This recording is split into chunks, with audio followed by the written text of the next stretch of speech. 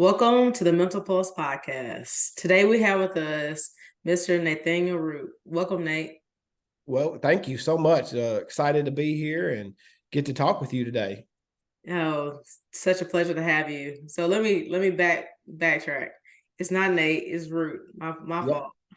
Nope, you're good. Yeah, my full name Nathaniel Root, but growing up in sports, Root was a lot easier, I'm sure, to say than Nathaniel. So it stuck. I had an older brother, so sometimes it was Little Root, depending on the situation. But then the older you get into high school and college, it's just Root, and that's what it's been the rest of my life. I mean, even my wife calls me Root. So It's awesome. Awesome. So to get us started, Root, tell us who you are, your background, and your athletic identity story. okay, so my name's again Nathaniel Root. I go by Root. I grew up in a small one red light town in West Tennessee.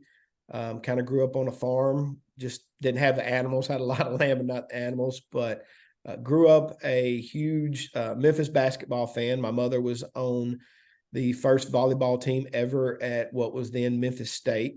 So I grew up a huge Memphis fan, sitting in the living room, watching ball games as a young kid, and just always had a dream of wanting to play basketball at the University of Memphis. Got into high school, was a decent high school player, was played on really talented teams. Had a lot of guys around me. Actually played at the time when I left with two of the top five scorers all time in history of my school. So was unrecruited out of high school, no junior college, no NAIA, D3, nothing.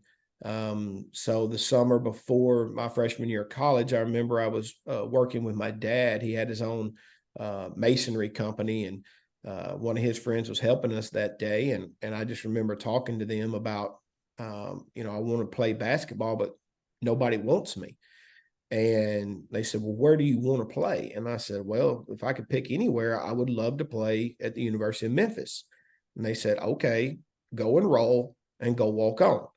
Well, at the time, you're like, well, it's a little bit harder than what Right. you put it.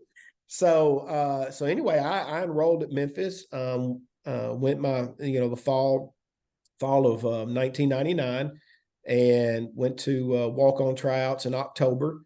Uh, had a good showing. It was a 2 day. The first day there's about 50 of us, and then they cut it down to 10 and brought us back 2 days later to do some 5-on-5 scrimmaging. And I did okay the second day. I just did not do as good as I did the first day. The first day was one of those where the rim seemed like it was 5 feet across, and I couldn't miss. Right.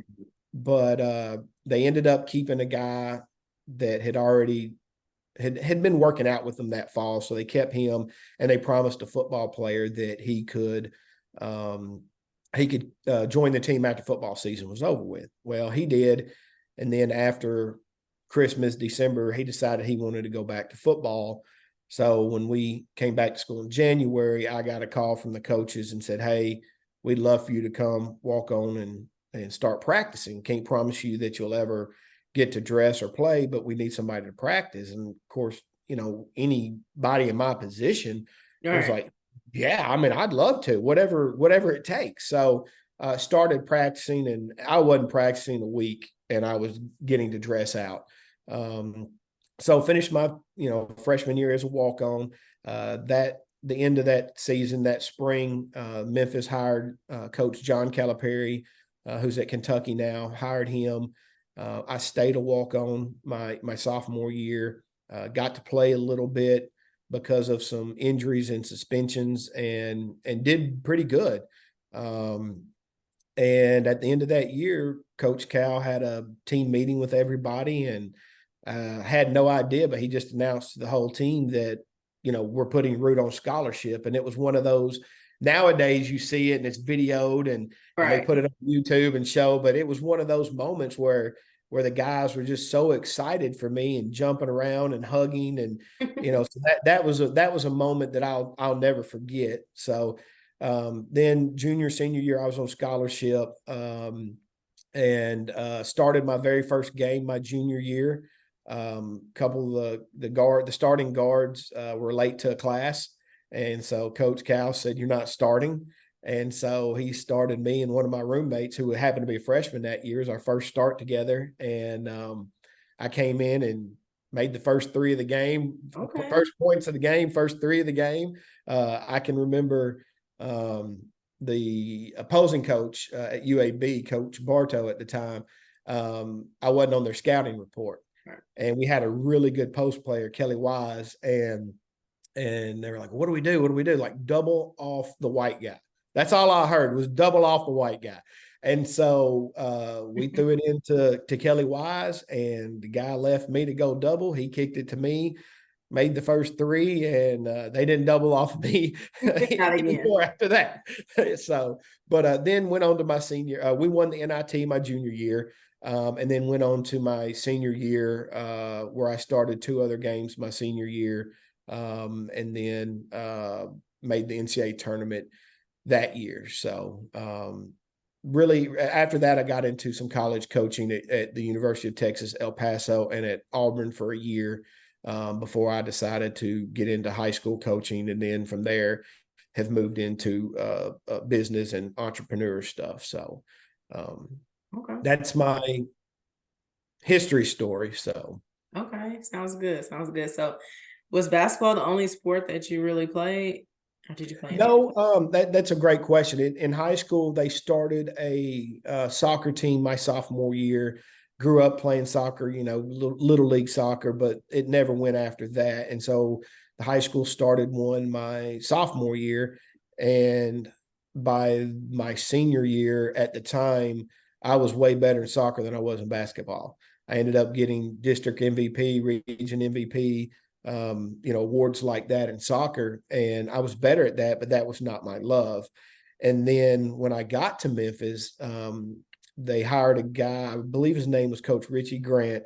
They hired him. Well, he had helped my high school team at times because he was a coach at a college nearby at the time. And he would come down and kind of help our high school team get started and teach us things. Well, when he found out I played basketball, he was like, "Hey, do you want to come walk on at soccer when you're not in basketball?" And I was like, "Coach, I would love to, but Coach Cal is not going to allow that." And basketball was my love. It really was. But yeah, I was actually better at soccer than I was at basketball. But those were my two main sports, high school that I played. Okay. So you said you got some money for soccer to play on the collegiate level? No, I never was. I offered until I got to Memphis, and he Oh, offered okay. me to walk on. I was just better, in basketball. I didn't get MVP awards Gotcha. or things like that I did in soccer. So I guess I got more recognition in soccer in high school than I did in basketball. But basketball was my love. Okay. Got it. Got it. So you were a shooting guard or what position Well, was it, in it really basketball? depended on the situation. High Mhm. school was a point guard. When I Okay. got to college, it was depending on the lineup of what I was. I played both point and shooting guard. I'm only 6 feet tall, so it was hard sometimes to play shooting guard. But when I played, I remember we had a 1 point guard, Antonio Burks. He was about Mhm. 6'1", 6'2", but really, really strong. And then we had a freshman, Jeremy Hunt, who was about 6'4", 6'5". And so especially when Jeremy was running the one at the time, I could play the two. And just a quick story, my senior year, we had some injuries and a few suspensions going into the very first game. And we were playing Syracuse with Carmelo Anthony in Oh, Madison Square Garden. oh wow. And yeah, it was him and Akeem Warwick and Jerry McNamara. I mean, they ended up winning the national title that year. We were undersized, and Coach Cal came to me before and said, "Hey, I think we're going to play you at the four," which for people, don't know basketball, is, power forward. And I'm like, "Oh, wait, Yeah. 6 feet." He goes, "No, no, no. We're going to put you there on offense because our four man Stretch was, 'em. yeah, our four man was undersized." So he could take his guy out on the floor, and I knew all the plays from every position. So I played the 4, and then like for if I had to screen for a 5-man, they were originally going to switch 4 and 5. Well, Mm, now all of a sudden with me playing the 4, what were they going to do? So that it threw right. a wrench in their whole game plan. So yeah, I actually played the 4 a lot offensively that game, and we ended up beating them and starting them 0-1, and we didn't even have our full team at the time. So Wow. that was my claim to fame is we were in a zone one time, and I popped out to guard Carmelo, and he passed it. So I locked him down. He never scored on me. So. I mean, seriously, what was it like playing in the garden? So I got to play there 3 years in a row. Okay. Played there sophomore in the NIT Final Four. Junior year, we won the NIT there, and then senior year, got to play, Syracuse there to start the season. Unbelievable arena. Just when you walk in, I'm getting chills right now just talking about just the history of Madison Square Garden and knowing all the greats, both professionally and collegiate, who have played on that floor. Right. To be a part of that history, I can't explain that experience, what it was for me, and especially where I came from and was told at a young age I was not good enough to ever play on that level. So for Right. me, it was one of those very rewarding moments. Right. So what do you say, kind of getting off course, but what do you say to the fact that Carmelo has finally hung up his shoes? He's retired. Man, I'm glad he is. I've always been a fan of his. I wish he could have got a ring, but I I don't like seeing professional athletes have to get pushed out. I rather them, hey, I'm done and leave. But you can't, even though he never won a ring, you can't deny his accomplishments and what type Right. of player he was. A legit 6'8", if not 6'9", small forward that could post up, handle it, shoot it. Just guys like him coming through kind of help start changing the game of big men stepping out on the floor and being productive out there.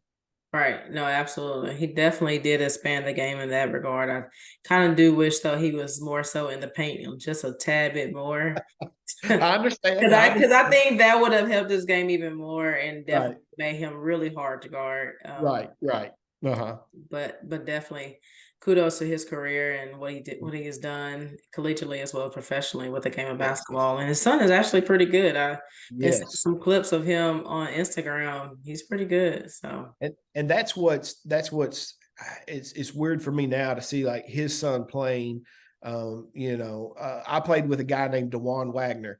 oh His yeah. son, I know. his son was the number one player last year and is playing at Kentucky right now.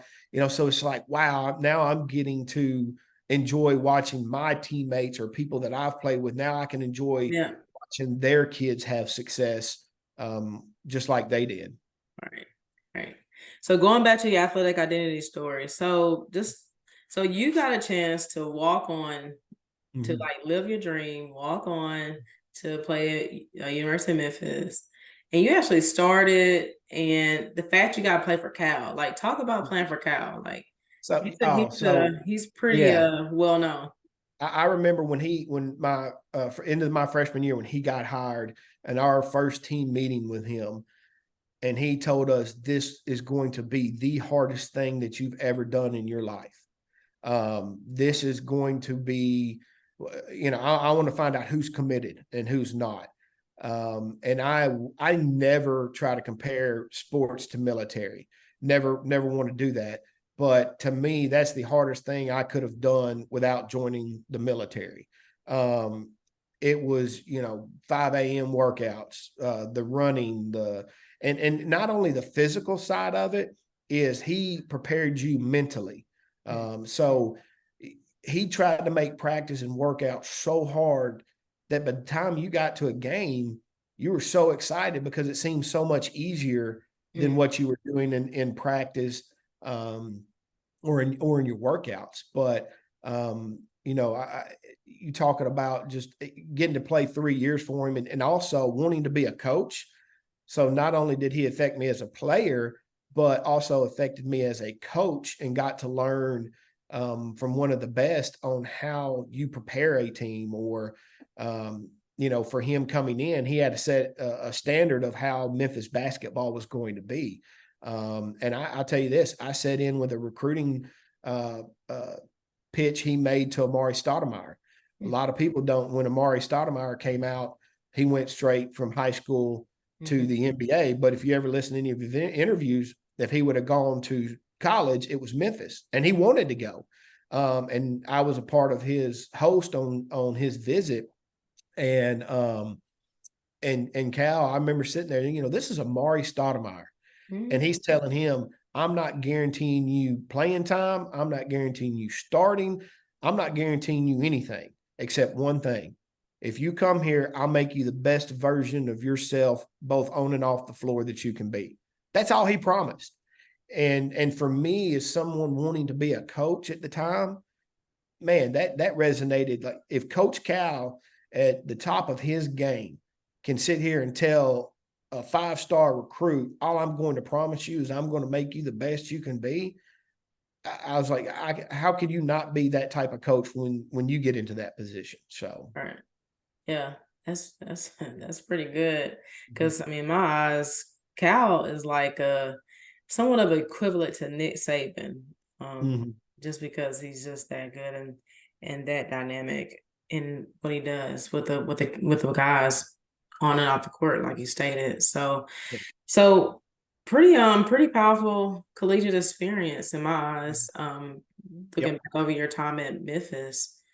So you finished Memphis and you said you went to coaching and then you went to entrepreneurship. Let's talk about that transition of how you went from playing to coaching and to entrepreneurship, because a lot of times that transition is of going from, as a player to an actual a regular citizen in the United States of America is kind of hard and kind of difficult. Right. So just talk about that transition and how things looked on the other side of sports, actually playing it. Yeah. So I experienced what most people experience probably after high school, that you've got this dream and this is all you've wanted to do. And so at that, my whole dream was I just wanted to play basketball at Memphis. That's it. Whether it was one game or 4 years, that's all I wanted to do, was walk out on that floor one time in a Memphis uniform. That's it. So when my senior year ended, I can remember we ended in the NCAA tournament against Arizona State, bawling my eyes out and just sitting in that locker room trying to soak in every last minute of the brotherhood of the experience that was Memphis basketball. And when it was over, it was like, it just hit you. What do you do now? Your whole life has been working toward this one dream and this one goal. You've achieved it, and now you're 22 years old and you haven't thought about anything else you wanted to do. I did have some thoughts about becoming a coach, but wasn't 100% sure at that time that's what I wanted to do. So once that dream and that goal was over with, mentally you had to start trying to figure out, what is the next stage in my life that I want to work toward and goal that's going to make me happy, like what it did at Memphis. And so I started working toward becoming a coach and wanted to be the best version. At that time, I didn't have any goals set because I really didn't know how far I wanted to take it. But I had an opportunity to coach with one of my assistants at Memphis, Tony Barbee. We went to the University of Texas, El Paso, or UTEP, and really built that program up in 4 years to where we won the conference regular season, made the NCAA tournament, and then he was able to springboard that job to Auburn, and I followed him there for a year. And then that's when I kind of decided I want to try high school coaching for a little while. So, I had to re-identify myself even to the high school. And then after that, I decided, I need to do something else. And so right now I'm with my sister. We have a company called the Root Agency to where we help nonprofits grow, raise money, grow out their development departments, things like that, capital campaigns. So I really feel rewarded and excited about doing that now. And so now my goal is, how can I help as many people as possible? And we also want to, hopefully within the next 18 months, we will start an athletic/entertainment division to where we help professional athletes, entertainers, singers start their nonprofits or grow their nonprofits to where to a level they would like to see. So I'm gonna hopefully I'll still be able to stay somewhat in the sports world, Right. but on a different side of it. Right. And in my mind, I think that's okay to stay to still be in it, but you don't have to actually be playing or actually involved Correct. directly into the sports to kind of get that satisfaction and that good feeling about yourself. Right. Right. But going back to college coaching, so you coach with your college teammate, and then you move to With my former assistant, he was my assistant. who's your assistant? Yeah, he was one of the assistant coaches at Memphis. Yeah. Okay. So you coach with him, your Mhm. former assistant, and then you went to high school. Yes. Talk about that. How was it going from college to high school? I know that could be tough. Oh, it was so tough because there's a certain way you do things in college, and you also in college, those guys are playing basketball. They're there to play basketball, and they're not trying to play any other sport. And moving down to high school, you've got kids who are playing multiple sports, or you've got coaches of other sports, on them about, you need to come play this or you need to come play that. And basketball is a sport, and I've always said this. I'm all about kids playing what they want to play. If you want to play two sports, play two. You want to play three, play three. You want to play one, play one. Basketball is a sport a lot like golf. You cannot put the basketball down for several months and then come back and pick it up and think you're going to be at the level you were when you set it down. I agree with Uh, that. so that the mindset of small town athletics is a lot different from college. So that was hard to adapt. You had the parents side of it that you didn't have in college.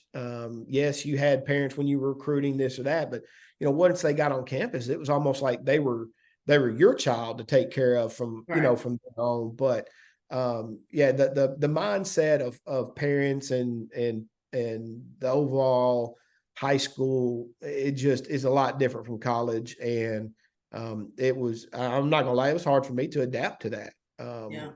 because it just wasn't what I was used to. Yeah, definitely. I coached my alma mater when I Mhm. came back to Huntsville, then I coached at Huntsville High School, and then I coached at a private school, Madison Academy. And public schools, the first two schools, the high schools were the public schools. But going Mhm. to the private school, which was Madison Academy, I mean, definitely a lot of parent support, but Mhm. probably sometimes too much parent support. Right. and Correct. Mhm. and so you have to kind of manage the parents and the kids at times. Mhm. And you have to kind of just set those boundaries Right. with coaching in the high school Mhm. element. So let's talk about this though. So when kids go from high school to college, I just remember when I went from high school to college and the speed of the game was so much quicker. Yes. It was so much faster. Just a lot of things were, learning the systems. And I always wonder how to get kids ready for that, for the speed, how to get kids ready for just learning the system and, a different system. I know like at Madison Academy, we had a sense amount of plays. So Mhm. that being in that program, because it was kind of ran in a somewhat of a college type environment, it was very similar, a lot of very similar components. But a lot of times, a lot of high schools are not at that level. And so trying to get kids ready from that high school to that college it can be difficult and it can be overwhelming at times when that Yes. person's not ready. I know for me, I wasn't ready. Mhm. Why I struggled mentally when I went from high school to college. Well, I know for me, it wasn't going from high school to college. I was mentally tough. We were trained in high school. We were put through the ringer in high school. My high school is one of those traditionally in the '90s. You made the state tournament or your season was a failure, and so the pressure and the workouts that we were put through. Oh, it was grueling in high school. The way you were coached prepared me for John Calipari. I mean, there's not a doubt in my mind that my high school coach, mentally had me ready to play for John Calipari. But as far as the speed and the quickness and the strength of that, I just don't think at certain places you cannot prepare for that at public school because you don't have that competition day in and day out that you're competing against. And I think that's one thing that made me a lot better was when I got to Memphis, I'm playing against 5-star, NBA guys who are going on to play in the NBA. Right. You had no choice but to get better. So I just think that if you can mentally prepare kids for that, because it turns into a job. It does. It turns into a job. I mean, we're there. You're going to class. You're going to workouts. You're going to practice. You're going to film sessions. You're taking care of your body. With the trainers, you're eating correctly. It turns into a job, and I think that's one thing that college coaches, when they're recruiting kids, and high school coaches need to make sure their players understand. When you go to the next level, I don't care if it's junior college, NAIA, D1, it is a job. That's what your sport is there to. That's what you're there to do is a job. And I think as long as you can mentally prepare them for that, once they get there, the physical side of it will catch up, I feel. Yeah, I know recently one of my friend's sons graduated from high school and was going to college, and he was thinking about walking on. And Mm-hmm. I was like, well, you have to be okay with just all that comes with it on the next level. If you're not ready for that, and if you don't want to, have this type of responsibility, this type of job Mm-hmm. to work out and to stay on top of everything from a physical standpoint, and you kind of Mm-hmm. really just want to enjoy college, I wouldn't do it. I Yeah. wouldn't do it. It's too much you have to put into it Mm-hmm. to actually not have to deal with it if you don't want to deal with it. Like if that's something you don't want to deal with, I Mm-hmm. wouldn't deal with it. I mean, I think it's a lot of things, positive things that comes out of it for sure. But at the same time, it's still a job. Mm-hmm. And Yep. you don't get a chance to enjoy college like a typical college a college student until the Nope. off season. So Yep. if if you don't want to deal with it, don't deal with it. If So you're not, if he you're decided not not to do prepared, it. yeah, if you're not prepared to give your heart and soul and whatever it takes, then you're right. You do not need to play at the next level. A lot of people, those coaches are getting judged and hired and fired off of your performance. And so it's not fair to them if you're not going to be 100% in mentally and physically. They're, you're doing them a disservice of signing and going because their livelihoods depend on your success. So, Absolutely. And that's what you have to understand is their livelihood. And it's just crazy that their livelihood depends on 18-year-old to 22 yes. year old success, Mhm. but that's why it's tough that's Mhm. why it's a job, because somebody's family, their family life is dependent on how well their team performs. And so Yeah. that's one of the reasons why I never really got into the sport of coaching in a collegiate level, because I just didn't want that responsibility. I Right. didn't want Right. that weight. Yep. Yeah, definitely a lot of weight, definitely a lot, and then just the fact that the stability, Mhm. you're always on the road recruiting, you're always on the road, trying to find the best talent. Yep. But yeah, so you had a pretty good transition, and you figured it out, trying, what life looked like after sports, and so pretty good pretty good story, Rude. I have to Yeah, say. I feel it's a great story, motivational story for for young athletes, no matter whether you're basketball, football, baseball, soccer, whatever it is. But I can say this: my support system, my friends, and my family. Growing up early on, my mom, my dad, my brother. I have a twin sister. A very competitive family, and very supportive of what I did. When I get into high school, uh, I have a numerous a lot of my friends were older, seniors and juniors when I was in the 8th grade, and they took me in like a little brother. As far as there's a couple brothers, the Hoover brothers, Bubba and Matt Hoover, Russ Kennemore, Rob Bullington, JT Livesey, Lamont Robinson. I could probably leaving some names out from high school that I'm still, best friends with today. And then, they've always had my back. And then you go to Memphis and you meet people like one of my close friends, Earl Barron, who's still, best friend to this day, college roommates, same year, everything. Him and Dewan Irwin, who's from Huntsville, Big Red. Big Shout out Red. to Big Red. Those guys, Jeremy Hunt, buddy of mine from Memphis, Jay White. I mean, these guys have always been there, supported, loved. It's a brotherhood, and I tell a lot of people this. When you look at my group of friends, we are half black, we're half white. Some of us are from the country, some of us are from the inner city, but we are the guys we've picked to be friends with, and are like brothers, and a love for each other that I wouldn't trade. And basketball has brought me to these people. I'd like to tell younger kids, develop those relationships, and be curious. Don't be judgmental. Be curious about people.